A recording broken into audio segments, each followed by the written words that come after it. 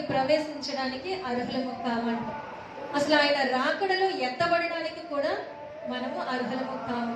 ఏం చేయాలి? ఎత్తబడాలి, ఆయన రాజ్యంలోనికి చేరాలి, ఆయన సింహాసనం మీద కూర్చోవాలి అని అంటే ఏం చేయాలి అని అంటే జయించాలి అని ప్రభు చెప్తూ ఉన్నారు. అయితే జయించాలి అంటే ఏమి జయించాలి అని ప్రభు మనతో మాట్లాడుతూ ఉన్నారు అంటే నిలబెట్టుకున్నాడు.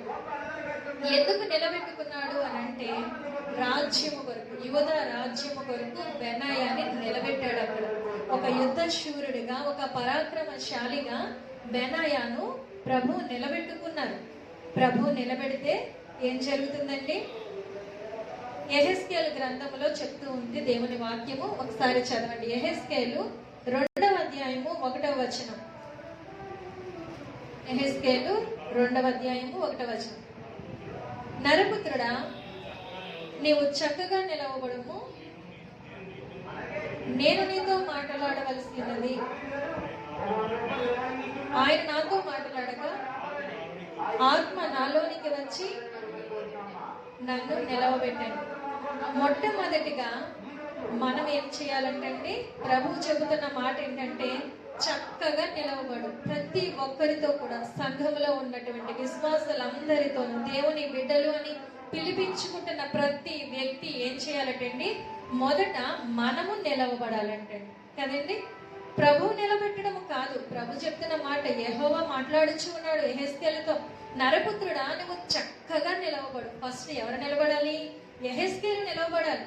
నిలబడితేనంట అప్పుడు చెప్తూ ఉన్నాడు, నేను నీతో మాట్లాడవలసినదని. నిలబడమంటే నిలబడగానే ఏం చేస్తుందండి? దేవుని వాక్యం ఏం చెప్తుంది? దేవుని ఆత్మ, యెహోవా ఆత్మ వెళ్ళి ఆ నరపుత్రుల్లోనికి రాగా అతడు బలము పొందుకున్నాడట, చక్కగా నిలవబడ్డాడట. అంటే నిలబడడానికి ఫస్ట్ ప్రయత్నించవలసింది ఎవరు అని అంటే ప్రతి విశ్వాసి, సంఘంలో ఉన్న ప్రతి విశ్వాసి నిలబడడానికి ఫస్ట్ ఇష్టపడాలి. మనము నిలబడితే ప్రభువు ఆత్మ తానే వచ్చి మనల్ని నిలబెడుతుంది, మనల్ని బలపరుస్తూ ఉంది. ఇక్కడ బెనాయా దేవుని కొరకు నిలబడడానికి ఇష్టపడ్డాడు. కాబట్టి ఏం జరిగింది? యెహోవా కట్టాడంట, యెహోవా నిలబెట్టాడంట. ఇక్కడ ప్రభు మనతో బెనాయా ద్వారా మనకు మాట్లాడుచున్నటువంటి ప్రభు ఆత్మ అతనిలోనికి వచ్చి అతన్ని బలపరిచింది. దేనికి బలపరిచింది? ఆ రాజ్యాన్ని కాపాడాలి అని అంటే ఫస్ట్ వచ్చే శత్రువుని జయించాలి కదండి. మొట్టమొదటిగా రాజ్యము మీదకి లేచినటువంటి శత్రువుని జయించాలి. బెనాయా ఎవరిని జయిస్తున్నాడు అని అంటే మోయాబీయు సంబంధులకు ఆ ఇద్దరు శూరులను హతము చేసి వారిని జయిస్తూ ఉన్నాడు. మోయాబు దేనికి సాదృశ్యంగా ప్రభు మనతో మాట్లాడొచ్చు ఉన్నారు అంటే మోయాబు పాపానికి సాదృశ్యము. పాపం వలన మనకి ఏమొస్తుందండి? శాపం వస్తుంది, మరణం వస్తుంది కదంట. మనము కూడా దేవుని రాజ్యము కొరకు, దేవుని కొరకు నిలబడినటువంటి మనము కూడా మొట్టమొదటిగా దేనిని జయించాలి అని అంటే పాపాన్ని జయించాలి. పాపము వలన వచ్చేటటువంటి శాపాన్ని జయించాలి.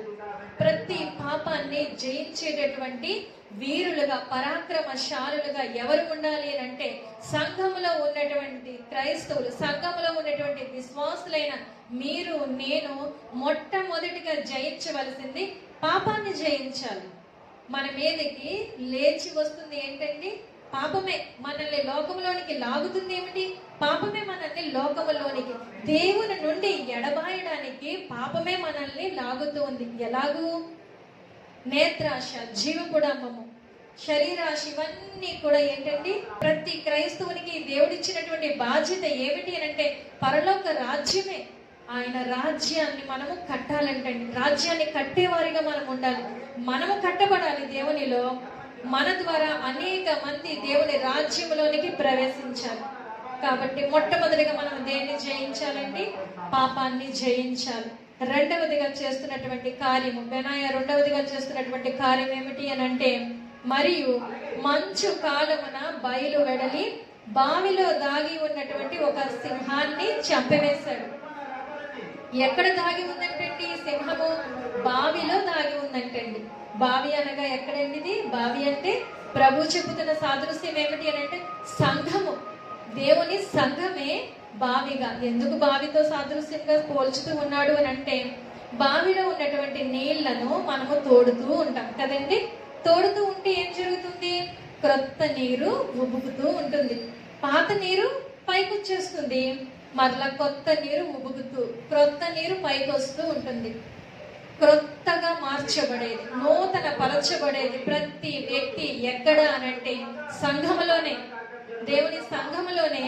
దేవుని వాక్యాన్ని వినుచు, దేవునికి లోబడుచు, మన పాత హృదయాన్ని మనము తొలగించుకుని నూతన పరచబడుతూ ఉన్నాము దేవుని సంఘములో, దేవుని వాక్యము ద్వారా. కాబట్టి బావి సంఘానికి సాదృశ్యము. అలాంటి సంఘములో దాగి ఉందంట ఈ సింహము. కానీ దేవుని వాక్యం చెప్తూ ఉంది, మీ విరోధి అయిన అపవాది గర్జించు సింహము వలె ఎవరిని మృంగుదనా అని తిరుగులాడుచు ఉందంటండి. అపవాదిని గర్జించు సింహముతో పోలుస్తూ ఉన్నాడు ప్రభు. కానీ ఇక్కడ సింహం ఏం చేస్తుందండి? గర్జించడం లేదు, మౌనముగా ఒక మూలన దాగి ఉందంట. ఎందుకు దాగి ఉంది? పొంచి ఉంది, మాటు వేసి ఉంది. ఎందుకు? రాజ్యము మీదకి ఏలుబడి చేయడానికి, శూరులైనటువంటి మనల్ని జయించడానికి, మనల్ని ఓడించడానికి సింహము దాగి ఉంది. అపవాది అయిన విరోధి ఏం చేస్తూ ఉన్నాడు అంటే సంఘములో అక్కడక్కడ దాగి ఉంటూ ఉన్నాడు. ఈ దినాలలో, ఈ నేటి దినాలలో, రాకడ దినాలలో అపవాది ఎక్కడో లేదండి, సంఘములోనే దాగి ఉందంట, మాటు వేసి ఉందంట, పొంచి ఉందంట. ఎందుకు అని అంటే ఎవరిని మృంగుదనా అని చెప్పి పొంచి ఉంది. ఆ సింహాన్ని చంపివేస్తాడు ఈ బెనాయ. మనము కూడా ఏం చేయాలి అని అంటే అపవాదిని జయించే వారిగా ఉండాలి, సాతానుడికి ఉండాలి అని అంటే మెలకువ కలిగి ఉండాలి. మనము కూడా దేవుని సన్నిధికి వస్తున్నాం, ప్రార్థన చేస్తున్నాం, వెళుతున్నాము అన్న స్థితిలో ఉండిపోకూడదు. నూతనముగా మనము నూతన బలము దినదినము పొందుకొనొచ్చు, అనుదినము దేవుని సన్నిధిలో ప్రార్థన చేస్తూ మెలకువ కలిగి ఉండాలటండి. మెలకువ ఎందులో కలిగి ఉండాలి? శరీరంలో మెలకువ కాదండి. ప్రభు చెప్తున్న మాట, ఆత్మలో మెలకువ కలిగి ఉండాలి. ఆత్మలో వివేచన కలిగి ఉన్నప్పుడే పొంచి ఉన్నటువంటి అపవాదిని మనము గుర్తించగలం. దాగి ఉన్నటువంటి అప్పగా మాట్లాడుచున్నారు ప్రభువు.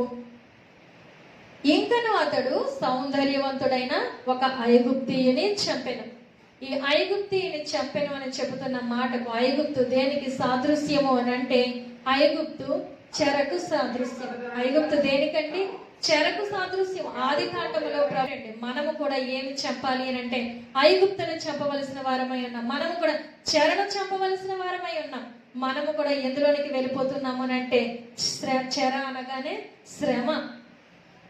మనము కూడా ఏ దినాలలో ఉన్నామంటే శ్రమ పడుతూనే ఉన్నాము, అనుదినము అనుక్షణము ఏదో ఒక రీతిలో శ్రమ పడుతూనే ఉన్నామండి. అలాంటి శ్రమను మనము జయించవలసిన వారమై ఉన్నాం. ప్రభు చెప్తూ ఉన్నాడు, శ్రమ దినమున నీవు కృంగిపోతే చేతకాని వాడు అయిపోతావు, కాబట్టి నువ్వు శ్రమను జయించాలి అని చెప్తూ ఉన్నాడు. అలాంటి చెరను మనము జయించాలటండి. వీళ్ళు ఏం చేయబడ్డారు అని అంటే 400 ఏండ్లు కూడా శ్రమ పట్టబడ్డారు, నరకం పాలైపోయారు, ఎంతో నరకాన్ని అనుభవించారు. సరైన తిండి లేదు, సరైన వస్త్రము లేదు కదండి. ఐగుప్తులో నుండి వీళ్ళకి విడుదల లేక ఎంతగానో బాధింపబడ్డారు, ఎంతగానో చంపివేయబడ్డారు, ఎంతగానో నలగగొట్టబడ్డారు. ఇదంతా ఏమంటే నరకానికి సాదృశ్యం అండి. ఐగుప్తు దేనికి సాదృశ్యం అండి? చెర దేనికి సాదృశ్యము? నరకానికి సాదృశ్యము. ప్రభు చెప్తూ ఉన్నాడు, మొట్టమొదటిగా నీవు పాపాన్ని జయించాలి, రెండవదిగా అపవాదిని జయించాలి, మూడవదిగా నువ్వు దేనిని జయించాలి అని అంటే ఐగుప్తుకి సాదృశ్యమైనటువంటి నరకాన్ని నువ్వు జయించాలి. వాళ్ళు 400 ఏండ్లు మాత్రమే వాళ్ళు బాధింపబడ్డారు, శ్రమల పాలయ్యారు, దాసులయ్యారు. కానీ వీటన్నిటిని మనము జయించకపోతే మనం ఏమైపోతామండి? నిత్య నరకాగ్ని పాలైపోతామంట. నిత్యము బాధించబడేటటువంటి నరకానికి వెళ్ళిపోతామంటండి. పాపాన్ని జయించకపోతే, లోకాన్ని జయించకపోతే, మన మీద ఏలుబడి చేస్తున్నటువంటి శాపాన్ని జయించకపోతే నిత్య నరకాగ్ని పాలైపోతామంట. బెనాయ ఏం చేస్తున్నాడనంటే పాపాన్ని జయించాడు కదండి, అపవాదిని జయించాడు, అన్నిటికీ మించి నరకాన్ని జయిస్తూ ఉన్నాడు, చెరను జయిస్తూ ఉన్నాడు. నీవు నేను కూడా దేవుని చిత్తములో ఏమై ఉన్నాము అని అంటే జయించవలసిన వారమై ఉన్నాం. నీ పట్ల దేవుని చిత్తము, నా పట్ల దేవుని చిత్తము, దేవుని ప్రణాళిక ఏమై ఉన్నదంటే వస్తున్నాము, ప్రార్థన చేస్తున్నాం, వెళుతున్నాం అని కాదు, కానీ మనము జయించవలసిన వారమై ఉన్నాం. మనం